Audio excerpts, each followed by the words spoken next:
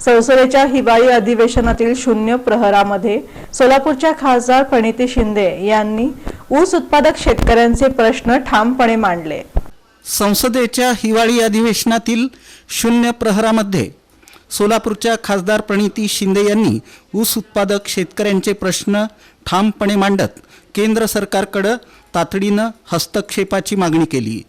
पंढरपूर वाखरी इथं गेल्या 5 दिवसांपासून ऊस दरवाढीसाठी शेतकऱ्यांनी सुरू केलेल्या आमरण उपोषणाची माहिती त्यांनी सभागृहात दिली।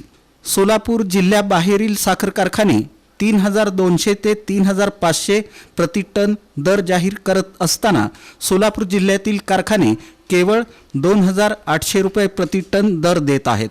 प्रचंड महागाई, खत आणि औषधांचे वाढते दर तसंच एका खताच्या पोत्याची किंमत 2000 रुपयांपर्यंत वाढलेली, यामुळे शेतकरी मोठ्या आर्थिक चक्रव्यूहात अडकले असून कर्जबाजारी शेतकऱ्यांना कर्जमाफी मिळावी अशी मागणीही त्यांनी केली।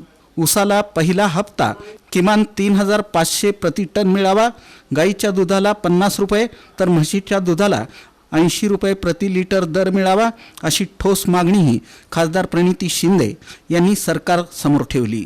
तसंच ऊस आंदोलनादरम्यान शेतकऱ्यांवर दाखल झालेले गुन्हे मागे घेण्याची मागणी करत त्यांनी सरकारने शेतकरी हिताचे निर्णय घ्यावेत असं सांगितलं।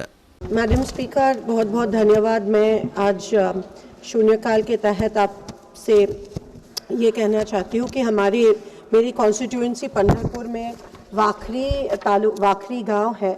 वहाँ पे तिथे 5 दिवसापासून ऊसाचे शेतकरी त्या ठिकाणी उपोषणावर, आमरण उपोषणावर बसले आहेत आणि गेले 5 दिवस त्यांनी एक खूप तीव्र हे आमरण उपोषण चालू आहे। कारण का सोलापूरच्या आजूबाजूला जे साखर कारखाने आहेत त्यांनी त्यांचा जी इन्स्टॉलमेंट आहे, मुआवजा जो आहे तो 3200 ते 3500 रुपये फिक्स केला आहे, पण सोलापूरचे जे साखर कारखाने आहेत ते अजूनही शेतकऱ्यांना फक्त 2800 रुपये देत आहेत।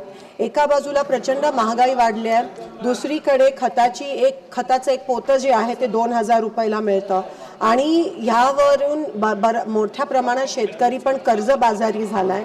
तर मी तुम्हाला एवढंच विनंती करते की सेंट्रल गव्हर्नमेंटने या ठिकाणी 1 मिनिट इंटरव्हीन करून ऊसाला पहिला हप्ता जो आहे तो 3500 रुपये मिळाला पाहिजे, दुधाला 50 रुपये प्रति लिटर मिळाले पाहिजे आणि गुन्हे जे दाखल झाले ते परत घ्यायला पाहिजेत अशी मी निवेदन करते।